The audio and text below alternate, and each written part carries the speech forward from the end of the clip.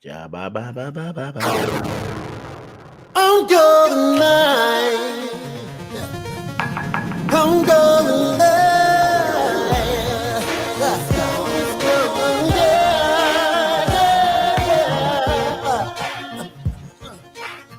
I'm going live.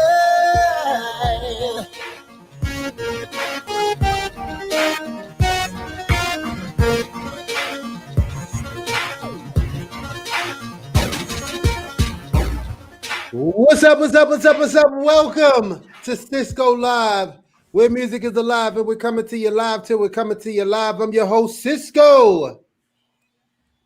The dragon. Oh, okay. The dragon. And with me as always, for this week only, or whenever we need, Black, DJ Impeccable, and Radio Rushy. Yo, happy Monday. It's the 48th episode of SISQO Live, and we have a great show for y'all. It's Wednesday, my bad. Happy Wednesday. I'm still been working on the time machine, doing my best to go back in time before they take democracy back to the good old woodshed and put two in the back. Bop, bop. Before they kill democracy for the fifth time since I've been alive. But it's okay, y'all. We here and we will be with you, good, bad, or ugly. SISQO Live will always be here to make you feel a little bit better. We got a great show for you today. We have the legendary Full Force. Now, if you don't know who I'm talking about, right? If you don't know who I'm talking about, you're gonna know. You're gonna learn today. You're gonna learn, son. You man, for anybody who's just now coming in, make sure you don't miss it. They're gonna be our first guest today, as well as Juice Boy Fresh with that juice box. It's SISQO Live. Let's go. Oh yeah, okay. There's no music. Yeah, come on. They stopped the stream last show on Monday when we played. Come on. And we're back. SISQO, Smoke, and Black, the R&B hit squad. It's gonna be one of them kind of shows, ladies and gentlemen. We want to bring our very first guest, actors, producers, fitness artists. Ladies and gentlemen, please welcome to SISQO Live, Full Force. Yeah. Hey I man, love those guys. Yo, every time we have a guest, we always ask them to look into the camera and tell the people who you are. Okay. Good, Lou. My name is Bow-Legged Lou. I'm Paul Anthony. And I'm B Fine. And we are three of the members of Full Force. Right, but we're actually three of the members of Full Force, because sometimes people just see the three of us because of House Party and they assume that we're Full Force only, but no, we're three members and we have our three cousins that's part of Full Force, which is Baby Jerry, Shy, and Kurt, and those are our three cousins. So Full Force is six people. Oh snap! I never knew that. Yeah, I never knew. all the music performed, produced, performed, and written. That's the six of us, Full Force. Wow. So when you guys perform, do your cousins play instruments? Yeah. B's on percussion, Baby Jerry's on keyboards, Shy's on bass, and Kurt's on guitar. And me and Paul the lead singers, but everybody sings because everybody does background vocals and everything. Man, y'all never ever cease to amaze me. Man, I didn't even know that. So not only are you guys producers and singers, but you're also musicians. You're a musical family. Y'all like the Swole Jackson 5. Yeah. All right, SISQO, you know they come from an era where it was all about the band, man. You know what I'm saying? Everybody had a reason and a purpose to be on the stage, man. So that's what I mean. I don't want to say that's real music, but that's real music, man. You know, it was You know, from the singing of the vocals to the like he said, percussions, keyboard. Yeah, they was a band. And that is news to me. I didn't know that when we met a long time ago. I didn't know that y'all was related. So that's what's up, man. Right? We said what's up. So for those who may not know, can you guys just go down? I mean, we don't have all day, so you don't have to say your whole catalog, but maybe you can give like a little bit of the background from what you guys do. How about we end with the music? Can we start with the acting and then do the music? So can we talk about you guys acting and how much acting you've done over the years and what you've been in? Sure. B, you want to talk? Well, what a lot of people don't realize is that before even getting the opportunity to do like motion pictures, the three of us as kids, we used to do like plays and things like that in our house and act and have our parents watch us and our friends. And we were the guys that had the video camcorder and filming the neighborhood doing crazy things. So for a lot of people, they were surprised to see that, the tough guys in full force and our image that we can act and be crazy. But for us, it was like drinking water because that's all we ever done as kids was just act and just be crazy. And was always into the whole theatrics of it. And the first film we did was me and my brother Paul. They asked us to do Crush Groove, where we snap! Yeah, where we beat up Blair Underwood and beat up Crush Groove. That was very interesting because we were in the middle of touring at the same time when we did that. And I remember me and Paul was really like disgusted and just angry because with movie sets, you're just waiting around to shoot, and we were tired and irritable. And it came time to shoot Blair Underwood's first movie ever, and he said, "Yo, guys, just make it real good." And I remember Paul saying to him, "says No, don't worry about that shit. We're gonna make it real good." So what happened is that when we pinned Blair up in the elevator, we literally lift him off the ground, and like when we let him go, we really let him go.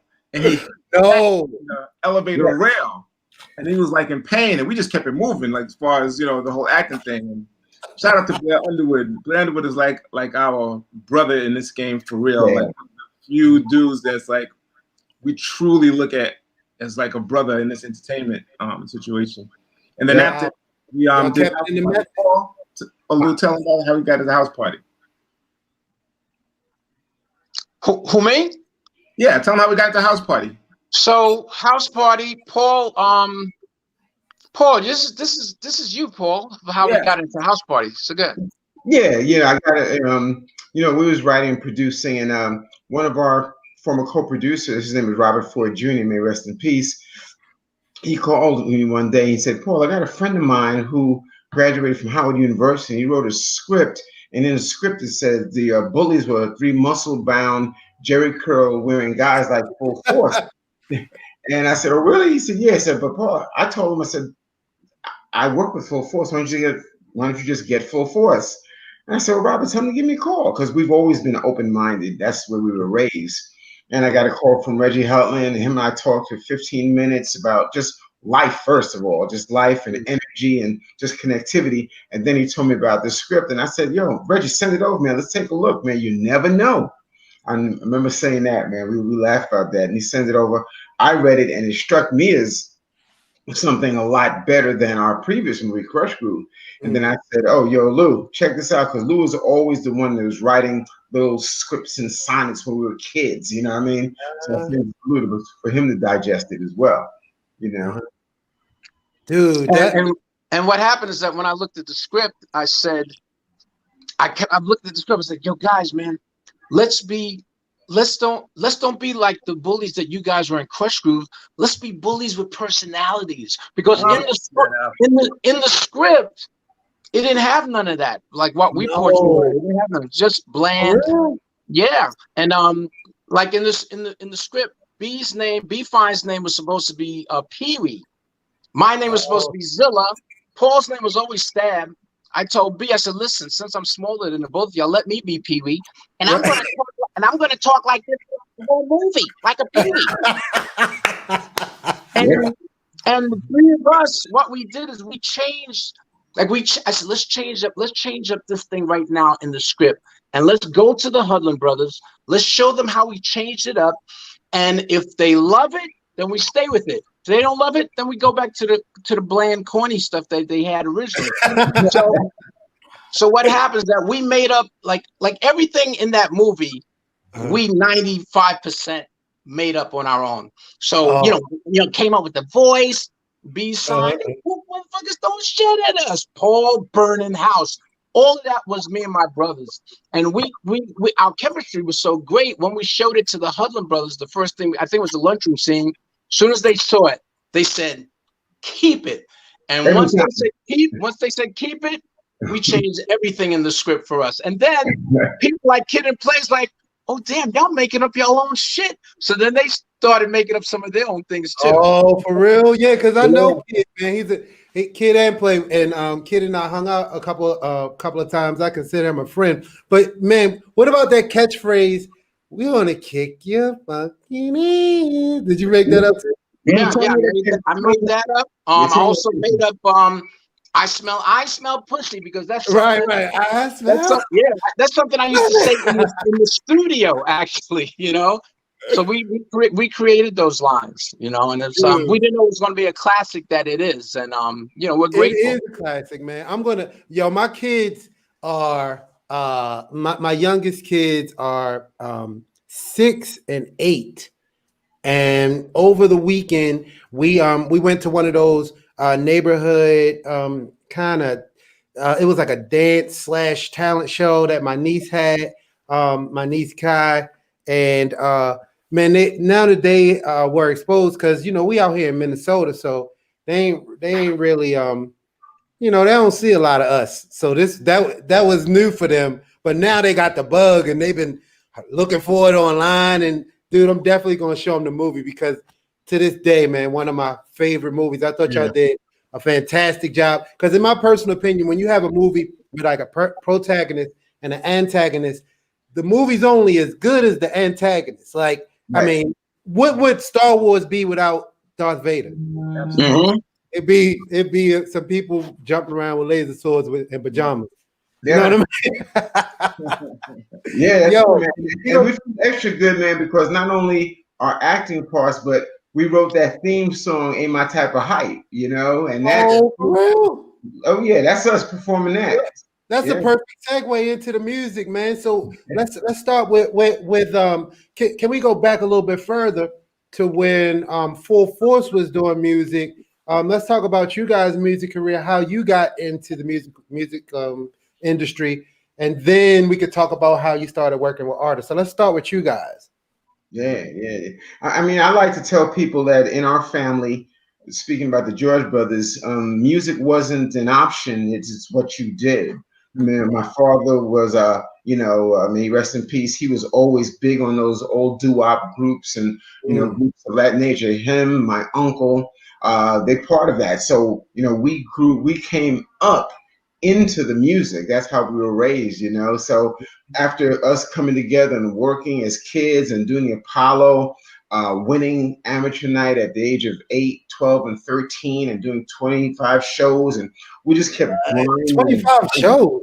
Yeah. Back then, they were doing 4 shows a night at the Apollo, man. A night? Damn. Yeah, man. And because we went to the Apollo too. So you guys are from New York? We're from Brooklyn. Yeah, from Brooklyn. Oh, okay, Brooklyn. Yeah, Brooklyn's in the house. Baltimore. That's where I'm from. But I mean, when we did it as like, back then, man, and it was so good because we were we turned it out and we rocked so much that in between shows, I remember us being allowed to scour the seats and pick up all the change that would fall out of people's pockets at the show. We could do no wrong at that age, Right. A fond memory when we were young, and we just kept on grinding all through the years, coming up, eventually joining with our cousins who played instruments around the corner, and B played drums with the cousins, and then it was the idea to say, yo, Paul, let's go around and see what the guys are doing, So we just kept grinding in the streets of Bed-Stuy, East Flatbush, and that's how we started. Really? How did you get signed? I mean, and who were you guys signed to? Well, before Full Force got signed, actually, we used to, hand in our demo tapes and everything like that, and we'd always get refused. So even though our father and our Uncle Caesar were the ones that got us together as a musical group, they jump-started that. A friend of mine from college named Steve Salem became our co-manager, and he said, "Hey guys, listen, you guys, your stuff keeps getting sent back, but I think if you guys were to produce for other people, write and produce for other people, I bet you then you guys would get a record deal of your own." What? Oh, snap. So wait, Smoke just joined us. He's part of Smoke and Black Dragon. What's up, Salute, Smoke? man. What's up, brother? Man. Love y'all, man. Been listening to y'all for years, brother. Thank you, man. Yo, Thank so you said that you guys got introduced into the music industry, so you produced and wrote for artists first. And Wow, the very first song that we was part of, because we used to work with Curtis Blow when we were still Full Force, but nobody knew us then. And we worked on two of his albums. One of the biggest songs that we co-wrote and played on was called "Basketball" by Curtis Blow. Big record For today. real? It's my favorite. You see the credits. It says Full Force, co-written by Full Force with everybody. So those publishing checks are still good, especially during NBA season. That's right. Right. So then after that, we hooked up with some guys in the neighborhood, and B, you want to take it from here, and they went by the name of UTFO. B? Yeah. Yeah. What happened is real quick is that how we met with UTFO is that Kango Kid from UTFO was that he was like a couple years younger than me. So he was in high school, and my girlfriend at the time was a senior in high school. We were babies when we got into this the whole producing game. And I was Straight out of high school, just like us. Yeah, and Mike from Cult Jam, he knew this guy named Kango, and Kango was a pest to my girlfriend. Oh no! Kango said, "Yo, B, I know this dude. I know the guy who's Mike ass to your girlfriend." So Kango brought me up to the school to beat his ass. So No, not Kango, B. I'm sorry.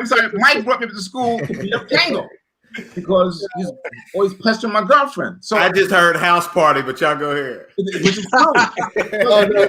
Dude, we on to the music now. Yeah, Kango, then they had a show that day where they were popping and locking and stuff like that. He was so good, I basically forgot why I came up there, which was to be there. So long story short, when Mike introduced us, Mike said, "Kango, this is B. B, this is Kango. Kango, this is Booby's boyfriend." And Mike just stepped out the way. And the deal is, I just looked at Kango, and Kango's not even knowing what's going on. Kango, "Yo, what's up?" He reached his hand out to me to shake my hand, and I looked at him. I said, "Yo, you guys dance all the time?" He said, "Yeah, I got a friend named Dr. Ice. He dances with me too, who's in the UTFO." And I looked at Kango. I said, "Yo, I want Michael to bring you around the way because we're a band and we do these local shows called Full Force. We want y'all to dance, man. I'll talk to you later." And then Mike looked at Kango and said, "Wow, man, it's a good thing you can dance. That's Booby's boyfriend. He came here to beat your ass." Long story short, also, we became so close between Full Force with UTFO, which consists of the Educator Rapper, Mixmaster Ice on the Wheels of Steel, Dr. Ice, and Kango. And I came up with this idea to do this song called Roxanne, Roxanne. Oh man! The rest was history. We went in the studio, and at that time there was no automation or no board, so you literally had all of us. Everybody had a job to do. We're on the board, and we had to literally be the automation physically. Like, all right, when that part comes, when the EMD's rap comes, she'll take to my rap's the best. You got to take out the drums. So everybody had their parts. So that's really made by everybody chipping in literally. So that's crazy. Was that y'all singing on the backgrounds? Yeah, that absolutely was. Come on, man. That's so producing, singing. Yeah. Man, so then after that was the first couple songs, and it seemed like every female rapper wanted to be named Roxanne after that. The real Roxanne Shantae, Yeah. Well, Roxanne Shante came out with Roxanne's Revenge. And that's what jump-started all the other Roxanne records, like Roxanne's Doctor, Roxanne the Dog, Roxanne this. And then we said to ourselves, yo, let's jump on our own bandwagons. And we were the ones to come up with the real Roxanne. That was our girl. And that was our song too. Yeah. Wait. Doesn't she have a podcast on Sirius Radio right now? Roxanne Shante has that on Rock the Bells with LL Cool J. Okay, right. Okay, but you know, it's still good because the Roxanne's Revenge, they used our track when they first came out with it. So it ended up being that Full Force's name is on the co-writing credits of that too. Right. Yeah. We get mailbox money. We get mail. Yo, so in the timeline, what came after that musically? Lisa and Coke Jam. B, you take that too. Well, real quick, how that came about is the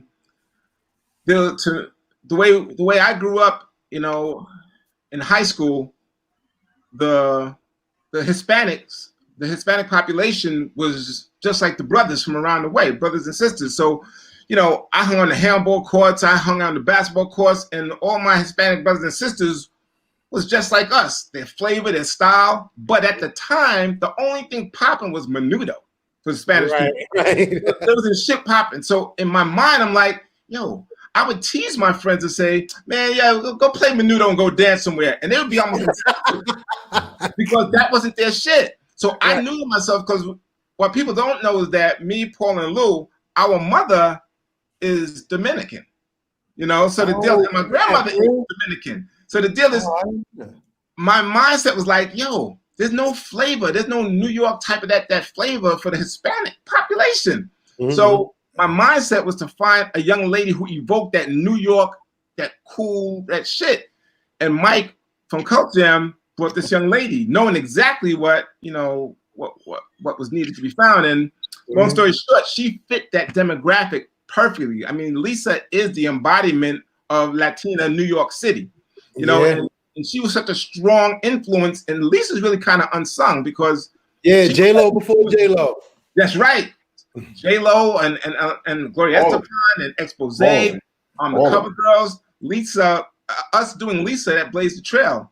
So long story short, you know, I came up with this song, I Wanted to Take You Home, and then we was just, that popped up on XM. My lady had it on XM like yesterday, and that song still holds up. You know what's dope is that it's one thing to have a record out, but it's another thing to have the record. You know, right. And that's what that was. I mean, you couldn't have, you know, there was no party, there was no club event where you had to play that record. That's an amazing feeling, because I'm sure you guys know this. When you have a hit record, you don't know till you really know. Until you like see it. They can tell you, yo, it's selling, it's doing great. But till you see the people rocking to it and dancing, you're like, oh wow, this shit is really real. You know, man. And speaking of the Latin community, they just did. I just showed up on Daddy Yankee just redid my song called it Don Don, and I sang on the remix of my song. Wow. I just did the Latin billboards like 2 weeks ago. That's dope. Nice. Yep. Thanks, man. That's So I didn't know that you guys were that close to the Latin community, and now it all makes sense why that music still clicked, and it still works today, man. You guys have timeless music. So in the timeline, I wanted to kind of go from there. What happened after Lisa? Then we got, now keep in mind all Lisa's hits besides I Wonder If I Take You Home, Can You Feel the Beat, All Cried Out. After that, that's when Full Force got their own record deal. And that's when we came out, and that's when we came out with our first song, Alice, I Want You Just For Me. And when we were on our first album, on our first 12-inch cover, it just shows the six of us with our jerry curls, but we're showing our skin. You know, the whole bodybuilding, physical fitness thing was spearheaded by our brother Paul Anthony. He was before anybody, before LL, before 50 Cent, before anybody. So the combination of physical fitness and Jerry curls, we pushed that. We pushed that, and that was the first thing, popping like that, How'd y'all get into the physical fitness portion of it? When I was in high school, I was always a skinny little dude. Yeah, and I mean, Tell them your nickname. Tell them your nickname. Oh, yeah, my nickname was Inch High. Inch High. That was my name. Inch High. Yeah. My name was Inch. And that was me. That's me. Yeah. But I hung with a real hardcore set. I mean, it was like real street, and that's who I rolled with. So I didn't need that because I had my peoples with me. But later on, I'm like, you know what? Nah, I think it was in my junior year in high school is when I discovered weights. I remember my first girlfriend, or one of my first girlfriends, we was hugging, and she said, "Damn, Inch, where's your chest?" And I did like this. I was like, what the And I said to myself, if I don't do nothing else in life, I'm gonna have me a chest. Oh man. I lived, I ate, slept, working out, training. All my money went into buying equipment and this. I would train 3 times a day. Next thing you know, I had the whole neighborhood in East Flatbush. All the gang members would be in the basement working out. I'm trained. I just lived that. You know what I mean? Wow. 3 times a day? Yeah, I just kept it up. For how long? For how long would you work out? Well, then I didn't know any better, but then I would train till failure because I thought that's the only way you're supposed to train. Because if I stop and with a predetermined set of reps and sets, I'm like, wait a minute, I'm still leaving some fibers on the floor. I got to go out. I would train 2 hours a day, sometimes 3 hours a day. And then when I would go to the gym with some of my friends, oh man, our warm-up would be an hour and a half before we started hitting it hard. You know what I mean? So, my whole thing was to infuse that into our show, into what we were doing. And, luckily we did that. My brother B worked out, Kurt worked out, but that was always my way of life. When I was in a good mood, I had to train. When I was in a bad mood, I had to train. And how long did it take you before you started seeing results? You know what? I think after about, for me, it was, I say maybe 6 months, because before I started seeing results, I started feeling results. And I started getting strong. And then I started noticing in the mirror, I'm like, okay, I see a little something. Oh, that was it, man. Because me. So your mindset was you wanted to feel strong before you look strong. Absolutely. And the mind is the most powerful thing. So anybody out there, you heard that. Don't go, if you focus on the strength first, then maybe you just might find those abs. That's it, man. You tie the mind and body and spirit together, man. But it's so funny. I was just thinking about this. I never told my brothers, but and then when we would tour the world, and I would always strip down in my bikini briefs. Nobody was doing that back in the day. No. Bodybuilding clothes like this and everything like that. And I thought about it, man. You are who you are, because here I am on stage feeling bigger than life as a superhero all the time. You can go online and see me hitting them poses. And I remember when we were children, we were so poor that my mother and father couldn't afford to buy us toys. We made our own toys. And I used to draw this thing called things. We used to call things.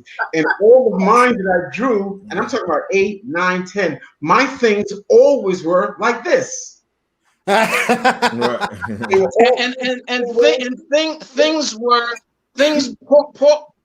What he means by things is that we would go into the comic books and say we cut out cartoon characters, whether it's Spider-Man or whatever, and we have them on our table acting like shows. Paul used to draw his own things, like in the muscle man. We make the sounds and right. So all my things always did like this. Art imitates life, and life imitates art. And here's the big thing about unity with Full Force, the 6 of us. I mean, after we got our deal, the next act that we did in Full Force was a young lady by the name of Cheryl Pepsi Riley. Wow. And I wrote Thanks to My Child, which was a #1 record for her. Oh, right. And for us. And the thing about with Full Force, the 6 of us, we split everything 6 ways: songwriting, producing, publishing. Not everybody agreed with that, but that's how it's been from the beginning to now. We never had to write out a contract or nothing like that. The 6 of us just split the money 6 ways, and you know, it's a blessing. It's family, you know. Well, basically, before y'all even got to,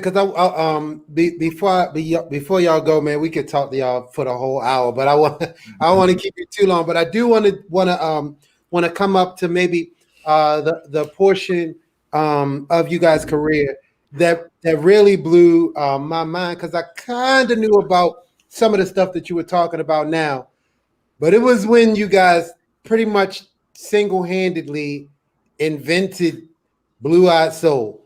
I would like you guys to go through some of the artists that you work with in the beginning of the new millennium. And let's keep in mind, these guys didn't even have to do that. They already had a catalog of what, 10 platinum or #1 records before you even went to that portion of your career. So for those who don't know what I'm talking about, please enlighten everybody about the early 1990s and 2000s. I mean, late 1990s and 2000s. Well, what happened is that I had a meeting with Barry Weiss at Jive Records, because to keep it real, it's still 6 of us and still splitting it 6 ways. Sometimes like, shit, we got to split this up again. So when I met with Barry Weiss, who's the president of Jive Records, we know that he has a lot of white groups, because back in the day, we used to write and produce for Samantha Fox as well, who's big at that time. And we said, hey, Barry, do you got like some white people we could produce? It's 6 of us, man. and he showed me a video. He says, hey, Lou, you know what? We have this group. They're not big in the United States yet, but they're huge in Europe. They go by the name of the Backstreet Boys. And he showed me this video. I went back to the guys. I said, guys, we got to get on this project. It's the Backstreet Boys, the white boys, and they're making it big overseas also. They didn't come here yet. And then Baby Jerry, he says, hey, Lou, I got an idea. And he started singing the chorus. But my love is all I have to give. Without you, I don't think I can live. And when he sang that, I kissed him on the cheek and I said, Jerry, that's a smash. And that's what's jump-started us with the Backstreet Boys. Then we worked with Justin Timberlake and NSYNC, Britney Spears, LFO, all these white groups, all these white teeny bopper groups. And we would be in Florida working on these white groups. We were the only black faces there. We liked it that way. We liked it that way.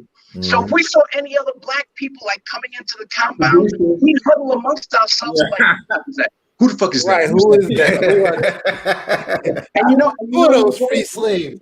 And we was also the last American producers to work with Selena as well on her big comeback album before she passed away as well. You know, worked with so many people.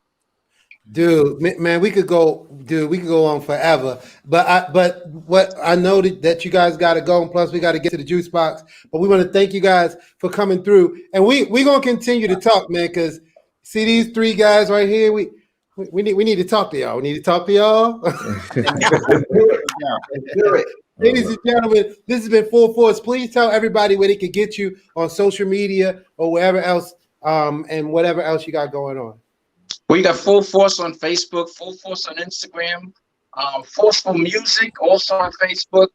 Anything Full Force, you'll find us on Twitter, and then individually as well. You know, we're everywhere. Yeah, awesome. Hey, man, we probably gonna need y'all to come. Oh, wait, hold up, SISQO. We got a brand new single out. It's called I Feel Good, I Look Good, I'm Going Good, but it's the remix that we did, which is featuring Faith Evans and Sheila E. and Uncle Reese, a brand new rapper. The remix is bananas. Where can you get that? Is it all digital? It's on digital right now. It's on sale right now. The remix and the regular version. It's under Full Force? Yes. Full Force featuring Faith Evans and Sheila E. and Uncle Reese. Oh, there we. Hey, dude, I love Faith Evans. She's a great person. Oh, man, her voice is incredible. Oh, she is. That's our sister. So love. See, I'll get that. E. Oh my goodness! I can't wait to hear this record. Yeah. Yeah, it's hot, man. That's And my that's man. the big rapper. That's the young kid. Y'all. Yeah, That's yeah, he's been out for a while. You guys always got an ear for the youth as well, man. It's an incredible gift and a blessing. So make sure you guys check out the brand new single from Full Force right now. Everywhere digital music is sold. Anything Full Force on all social media. We'll talk to you guys real soon. Thanks again, man. Really Thank you, brothers. Thank you, Thank man. you. Okay. Yo, so right now we're gonna keep the show moving. Smoke, I'm glad you could come through, Jack. Yes, sir. Absolutely. Man, and I'm about to leave, so I see y'all later. That's playing. Right. No, hey, I gotta go get my kids in a couple of minutes too, but we got to get the juice box in before we do that. So right now, without further ado, ladies and gentlemen, please welcome to the stage the one and only Juice Boy Fresh in the juice box. Yo, Yes, what's going? You already know. Who you got what it today, is. Juice? Yo, y'all know what it is. It's Juice Boy Fresh in the juice box. I got my boy D-Mac with me today. What's going on, y'all? What's up? What's up? What's up? What's up? Yo, Yeah. so if everybody don't know, let them please introduce yourself to the people. Well, yeah, my name is D-Mac Sandos, choreographer, artist development coach, dancer, now business owner.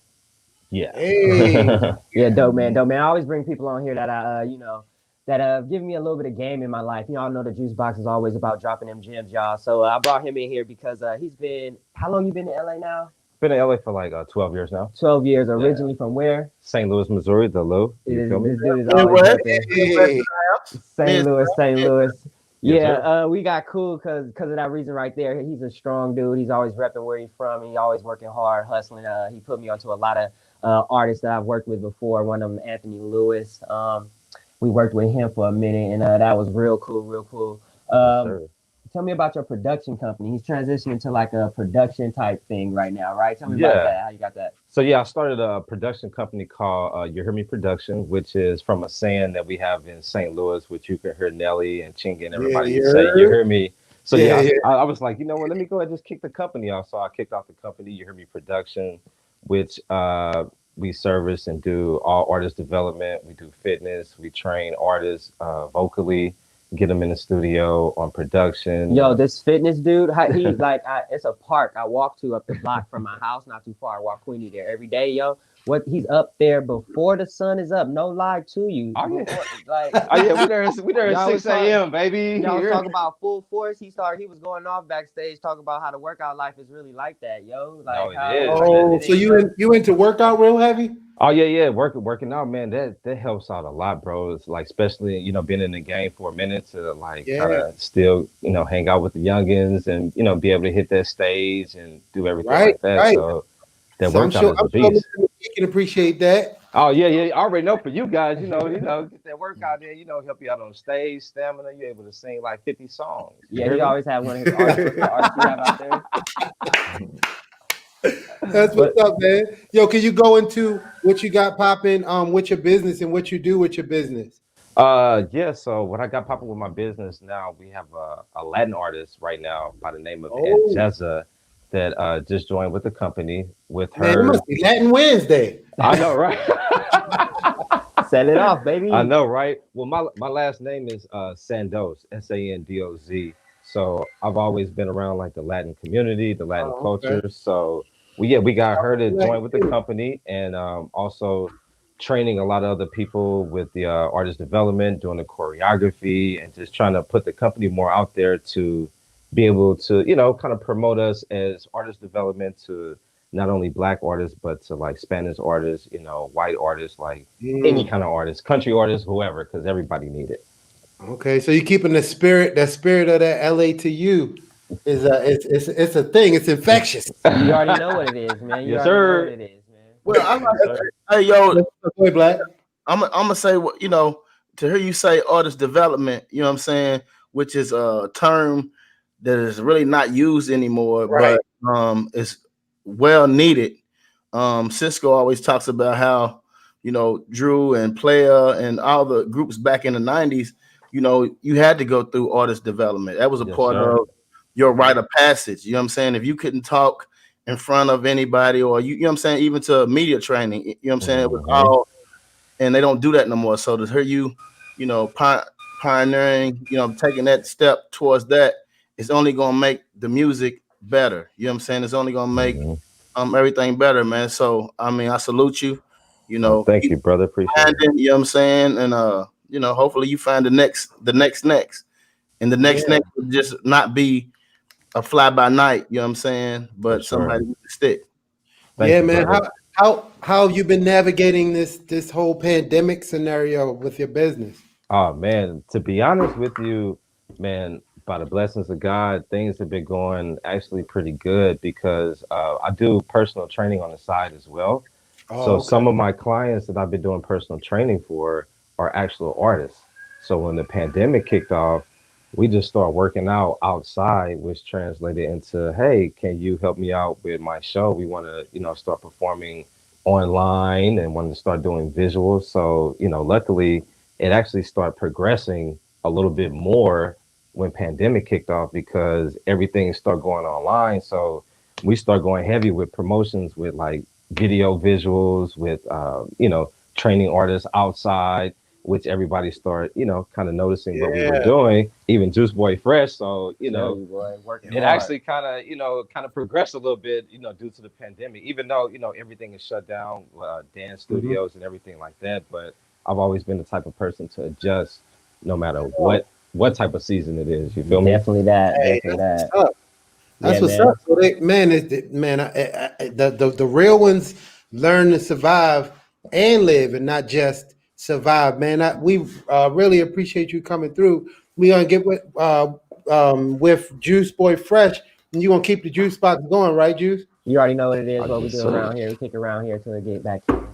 All right, hey man, tell everybody on SISQO Live where they can get whatever you're doing on social media right now.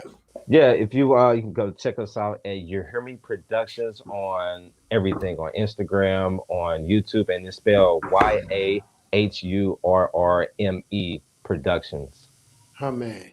All right, man. Well, hey, look, we got a video. Here's your production company right here with a little bit of visuals. Oh yeah, it's a little visual right here for you. Hey. And that's a song that we produced and did everything to.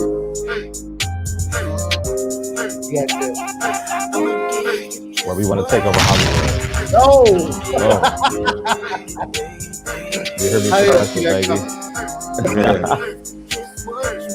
Time to take over Hollywood. That's right. Yeah. I love that. I love that. Appreciate it, brother. SISQO. Hey, who did that, man? Did your production company do? You got to point at who did that. That was pretty cool. Oh yeah, that was one of my guys, man. One of my guys, My Type of Life. He helps out a lot with the company too, as well on side contract. That's what's up. What was you saying, Black? Hey man, you know, he from St. Louis, which is Midwest. We from Kentucky, Louisville, which is the other Lou. You know what I'm saying? I know that's right there. So when you holler, you hear me. You know what I'm saying? You gotta let them know how to say it the right way, man. Because we use the same lot of the same thing. You know what I'm saying? You hear me? Exactly. You hear me? That's what's up, Midwest in the building. You hear me? That's what's up. Yo, y'all keep it pushing on the juice box. Thanks again, Juice. We'll see you next Wednesday. We're gonna keep the show going right here on SISQO Live. We still got Smoke, we still got Black. It's the 48th episode. So before we go, yo, we got that smoking section. Smoke, what you got popping, man? Hey, man, I appreciate the time. See what I got in my bag. Yo, I'm mad how that bag just crept up out of my fat boy shit bag. Available now on SISQOWorldStore.com. Yeah, is it for real? That's what's up. Dude, you should know, damn it. Yeah, I was promoting this. Thank you, David Beverly, for this jacket. Yeah, your car around and that was left behind. Hold on. Yo, I'm mad for the old Skittles out the. Wait, what? What is that?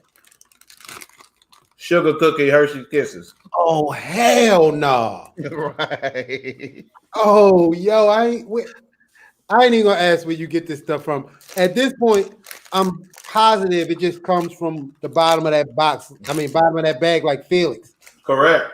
I open it every day and there's shit in it. I'm like, wow. So, what it tastes like? Can you eat it, or did your trainer said you couldn't eat it? He said I couldn't, but I don't think he's watching today.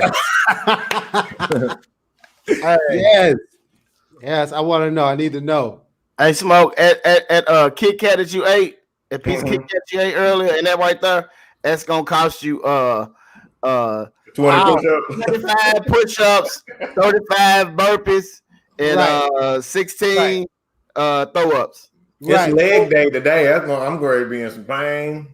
Full force will call us back and like, I seen you eat that piece of candy. That's right. Achilles.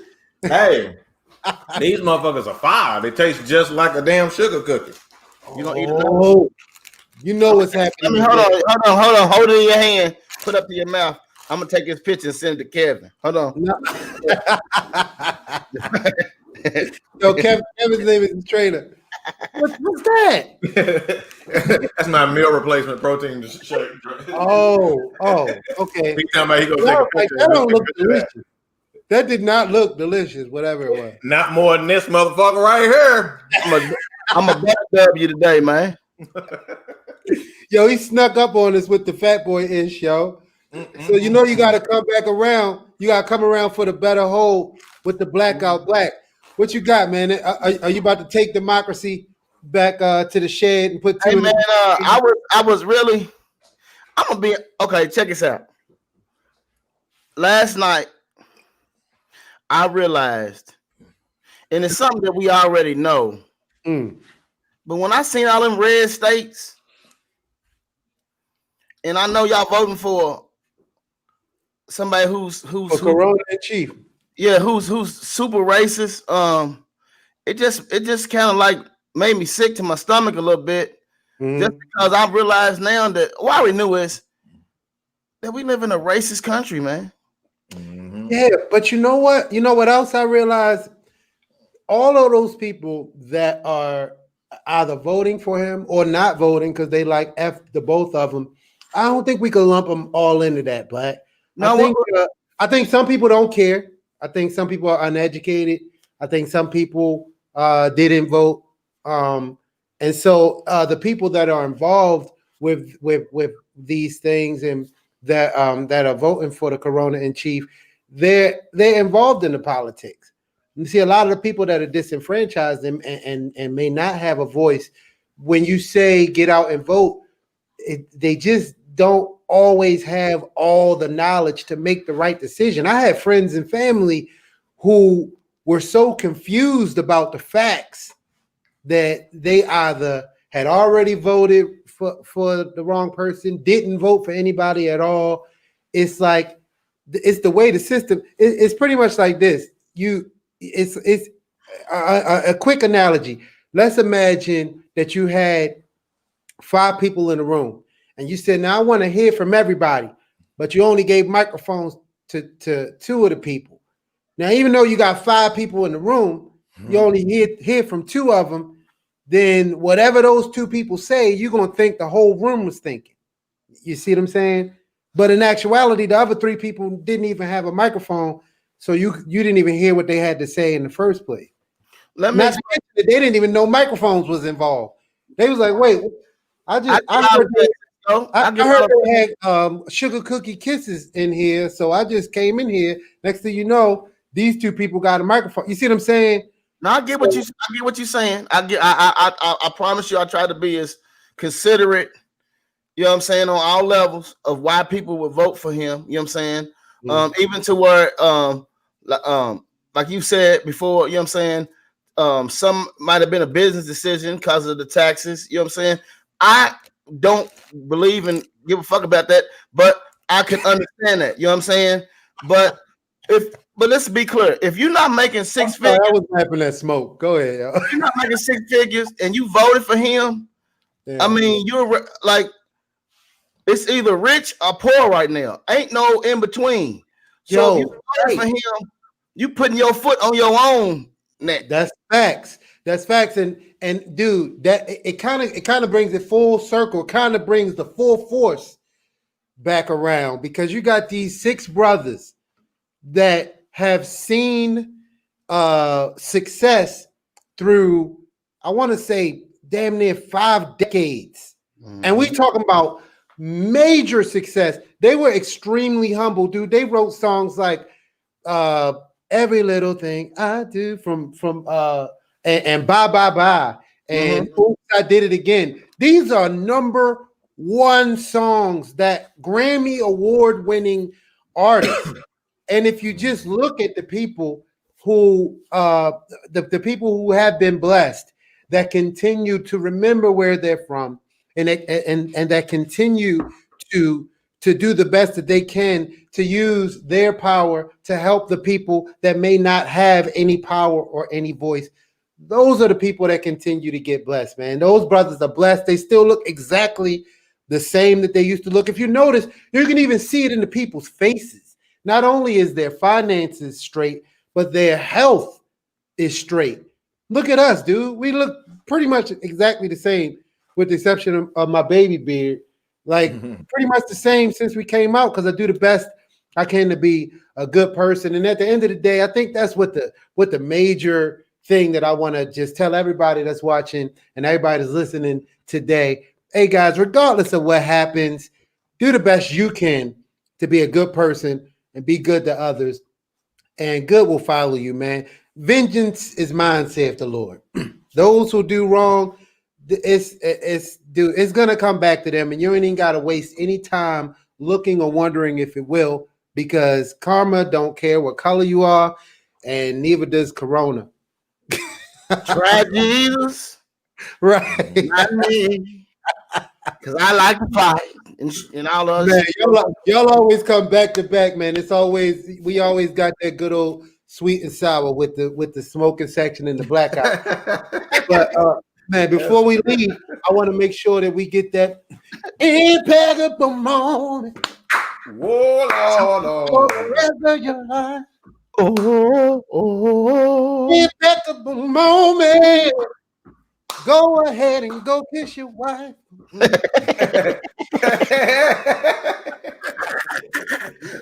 Modulate on that one. Can y'all hear me? A little bit. Whoa, it's back up a Mic check. Can you hear me? Still a little low. Check. Mic, the check. Maybe you could just put it up. Can you hear me now? Only when it was like a little closer. Hey, you got one. Hey, Kev, you got one of them Baptist lapel mics. How about now? No. You got one of them Baptist pastors lapel mics, man. Hey, Amazon's let me there down. There you go. That's all right. I had turned it down because of man, those guys were incredible. They were incredibly humble, but their mindset was incredibly strong. It doesn't matter where you start, how poor you've been. You don't have to stay poor. Poor is a mentality. You know, I don't know where I'm going with this, but I looked back into my notes of dreams and goals. You know, we can't get caught up in a race on who is the president, because no matter who the president is, what are you going to do? Are you going to go like smoking black to the gym and work out every day? I mean, I call them, they're going every day. They have put the 1 hour, 2 hour you into effect, and they're doing it. You are creating your future today, or are you just working on somebody else's future? Are you building somebody else's dream? Or are you beginning to build your own dream? Man, write your goals down. Now's the time. Don't wait to January the 1st. Take the time to write them down carefully. Respect your dreams and goals. You got to respect them. If you don't believe in it, if you don't have the passion about whatever it is that you're trying to accomplish, nobody else around you, if you don't have any enthusiasm, I'm going to start a business one day. Oh, okay. Man, I got this business I'm going to start. It's fly. You know, you got to change your whole trajectory of your thinking. He said when he was like, look down and look for his chest, that's when he started working out, right? That's when he actually put it into, and SISQO hit the key point when he said he put it into his mind. Discover the real source, man. Discover the real source. I always say God first and everything. And a lot of times it takes a lot of people different time to find it. but now's the time to find it. If you don't really know what the source is, find the source, man. The creator is the source. Talk about what you love. If you love to do something, these guys love to sing.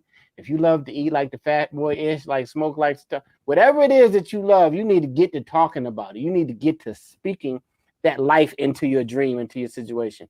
You can create any future you want, anything. Everybody here pretty much came from a low, maybe to middle or low income family, right? But we pushed our mindset into a place that had no boundaries. We didn't allow our circumstances and where we were from and what we could see with our eyes to dictate what our future was going to be. And that's what we continue to push. And some people ask why Smoking Black Dragon is because our minds can perceive where we're going. After just seeing these three brothers, I put them on top and then I put our young brothers on the bottom to see that there's a connection there of success. And so now we're going to connect those dots. Paul has already hit me up. We're going to start working on some music for the Smoking Black Dragon. These guys have decades of making hits. And when we turn it around and the Smoking Black Dragon is a household name, you'll know that we perceived it. We have joy about it. We wake up happy about it every day. We are excited. SISQO's even wearing the jacket. Show the jacket one more time. David Beverly. Thank you, David Beverly. He's even wearing the jacket. So, man, you got to get excited. You got to excite others. And this is episode 48. Why? Because we believed when the pandemic hit that we could do a video blog. And those who have come on with us, man, we love you guys. Stay for the journey. It's going to be fun. You're going to see something that was thought about, manifested, and then taken to levels that we've never dreamed before. And that's your impeccable moment. Right. Rashid, welcome to the show, brother. What's up, everybody? Because we found Woody, so we found Woody. Guys, Impeccable moment. For the rest of your life. Oh, impeccable moment. I want to be with my wife. There's Woody. Anyway. Hey,